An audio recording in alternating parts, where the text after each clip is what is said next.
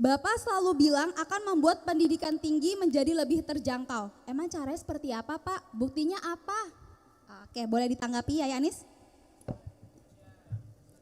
Ini banyak yang masih mahasiswa ya di sini. Banyak mahasiswa.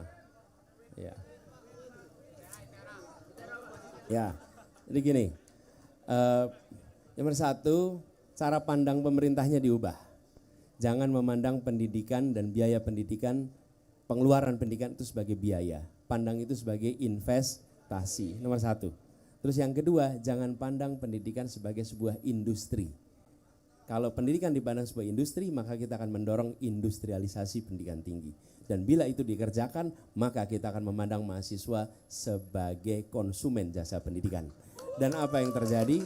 Nanti mahasiswa yang menjadi konsumen jasa pendidikan, kemudian hari dia akan menjajakan ilmu pengetahuan kepada orang-orang yang mau membayarkan paling mahal atas ilmu yang dimilikinya. Oke? Yang terjadi kemudian itu komersialisasi yang menempel dalam pikiran anak muda. Kenapa? Saya bayar kuliah mahal, saya dapat ilmunya, nanti saya akan jajakan ilmu saya kepada orang yang akan membayar paling tinggi. Unsur pengabdian hilang, unsur idealisme hilang. Padahal perguruan tinggi dalam sejarahnya di Republik ini adalah supplier pejuang untuk perubahan. Dari mulai zaman Belanda sampai ke depan. Karena itu menurut saya harus dikembalikan ini. Caranya apa? Alokasi anggaran yang lebih besar. Sehingga beban yang harus ditanggung oleh keluarga turun. Hari ini kita punya program banyak, pemerintah punya untuk masyarakat berlatar belakang keluarga ekonomi lemah. Masalahnya yang ekonomi lemah banyak bantuannya, yang di tengah ini yang nggak bisa dapat apa-apa, betul kan? Yang di tengah mereka kaya bukan, tapi miskin juga tidak. Nah, jika kita suntikkan dana lebih besar ke pendidikan tinggi, maka beban yang harus ditanggung keluarga berkurang. Nah, ini yang kami ingin dorong ke depan.